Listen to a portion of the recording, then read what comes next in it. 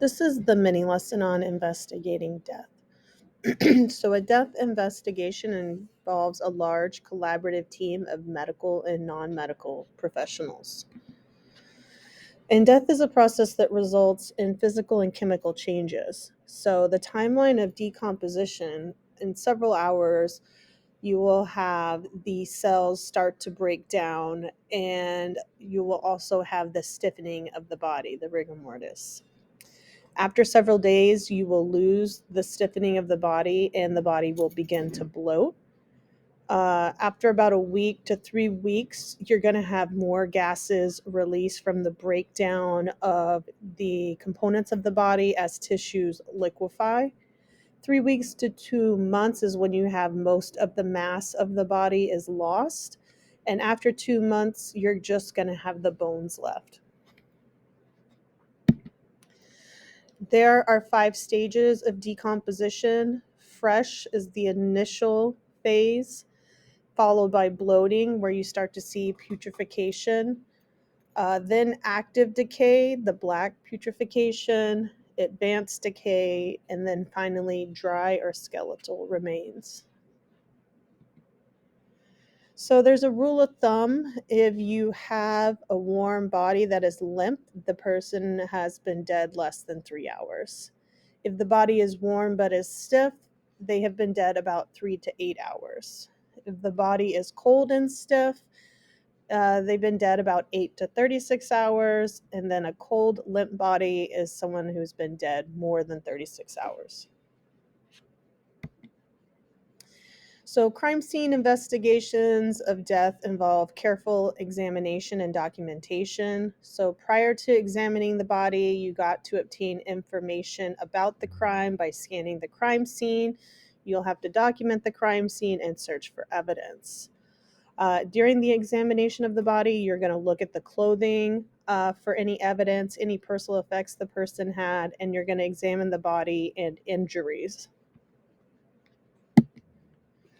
Next will be autopsies, which are typically performed by medical examiners or forensic pathologists. This could be a clinical or forensic autopsy. So you might have autopsies even when it's not suspected that there has been a crime. The point is to determine the cause, manner, and mechanism of death. It starts with an external examination of the body and then will involve an internal examination of different organs and contents of, say, the stomach and stuff like that. So, postmortem interval or PMI estimates is never precise because there's really many environmental variables that will affect it. These are non-biological time indicators. You can look at the stomach and intestinal contents to get some idea, changes in the eyes, how advanced the algar, rigor, or liver mortis is, and then you also look at the entomology report, so the investigation of the insects and their stage of life found on the corpse. So, probable cause of death analysis, they're trying to figure out what caused the death to happen. Could it be drowning? Wasn't it overdose of opioids or heroin, strangulation, hanging, carbon monoxide poisoning, alcoholism, or blunt force trauma? Blunt force trauma is whenever someone has been hit with something very hard and it causes enough trauma to kill them. Think of like car accidents. So there's been advances in technology that help improve the location and identification of bodies.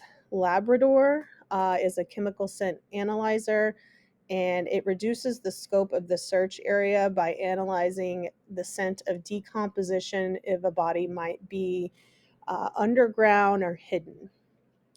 Forensic Investigation Research Station, or FIRS. These are profiling and comparing microbes' DNA. So microbes are going to be present in the body.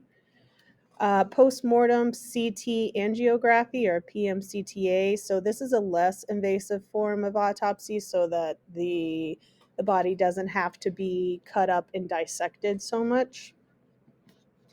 Facial reconstruction uses scanners to create a model of the skull. So this is trying to identify a body where you only have skeletal remains. Paraben snapshot. So this is pioneering DNA phenotyping. And then forensic genealogy and public DNA databases. If you have the DNA of an unknown body, you can locate relatives of that person. This is kind of like 23andMe or those other type of DNA databases can be used to find relatives of an unknown deceased person. All right, so go ahead, glue these in your notebook and make sure you get a stamp.